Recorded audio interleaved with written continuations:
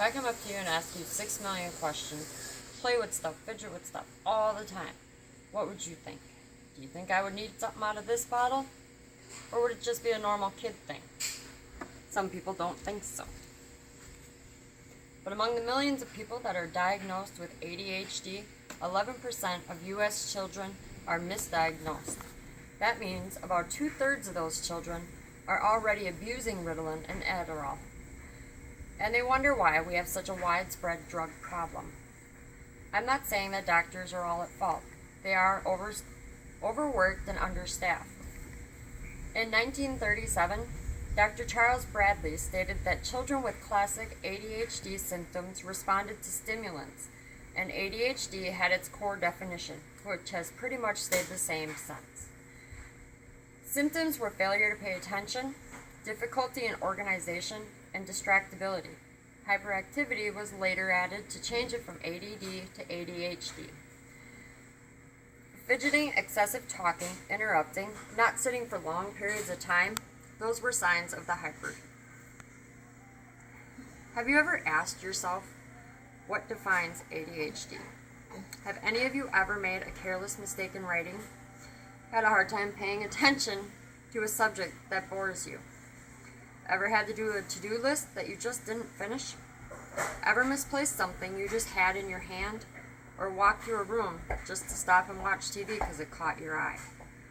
Or how about when you're doing housework or anything, and you're listening to a radio and you start just singing along?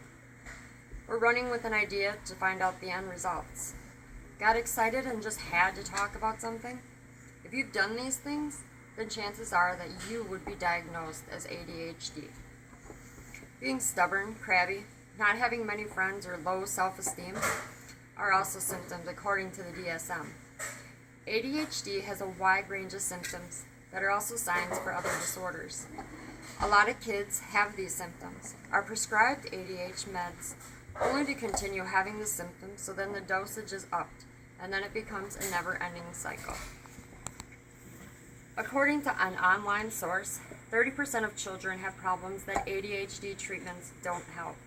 Diagnosing and treating children who don't have ADHD can lead to drug abuse, anxiety, depression, and even suicide as they become teenagers. According to the CDC, ADHD is the most commonly misdiagnosed behavioral disorder in children under 18 because many medical conditions copy the most common behaviors. Bipolar has symptoms of mood changes, thoughts, energy, and affects attention. Sound familiar? While there are differences, they are so small that they go unnoticed. For example, ADHD kids don't respond to discipline. Bipolar ones do. And after an outburst, children with ADHD, they feel remorse for what they've done or said. Bipolar children do not feel these things. You would have to study these children with a fine-tooth comb to be able to tell the difference between them. I have a friend. Her son was diagnosed as ADHD when he was born. Well, he was a little bit older than born. But as he got older, she kept pushing the doctors to try to figure out what was wrong because the meds wouldn't work. He would rock himself, he would play with cards, and he wouldn't act normal. It was later figured out that he is diagnosed as Asperger's syndrome, which is a form of autism. He wasn't diagnosed as ADHD anymore. Sometimes you just gotta follow your gut instincts. Imagine being a child, sitting at a desk for 8 hours looking at this.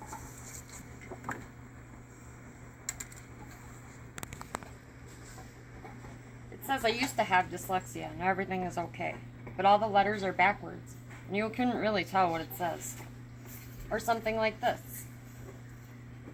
There's all the different ways that the word teapot could be spelt for a child with dyslexia. Not very easy to understand, is it? Now imagine being a child sitting at a desk for 8 hours. Not understanding that, but seeing your classmates get it. You'd get pretty bored, so in turn, you'd act out by distracting the kids next to you.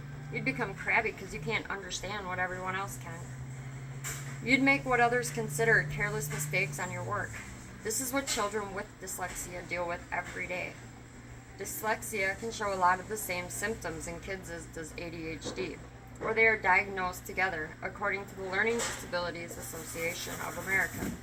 30% of children actually, but if a doctor isn't looking for a learning disability, it can be overlooked. A mild case of Tourette's syndrome also has similar symptoms: fidgeting, distracting behavior, random outbursts, and also nervous tics. 90% of children with Tourette's qualify for an ADHD diagnosis. Now, to me, that leaves a lot of room for a misdiagnosis for a child that's not going to be treated properly. Now, if you were sitting where you knew all of the information, would you have all of your attention on that person? I know I wouldn't. I'd be pretty bored, which would lead me to fidget with things, try talking to the person next to me, and I'd be miserable the whole time that I was in class. This is how a gifted child feels. The classes and work that are given to them are usually so easy that they just don't pay attention anymore. And then they get diagnosed as ADHD. But their symptoms won't go away. So then it becomes another never-ending battle. Misdiagnosed, wrong treatments, wrong meds, and then their dosages just get upped, but the problem never gets taken care of. Now, don't get me wrong, some children truly do have ADHD and are treated accordingly. But what about the ones that are misdiagnosed? Those are the ones that go on to develop even more issues as they age. My whole point of this speech is so that people are aware that misdiagnosing does and is happening. Take a look at the whole picture of a child and not just the symptoms. Sometimes an outside factor can determine a lot about how a child acts.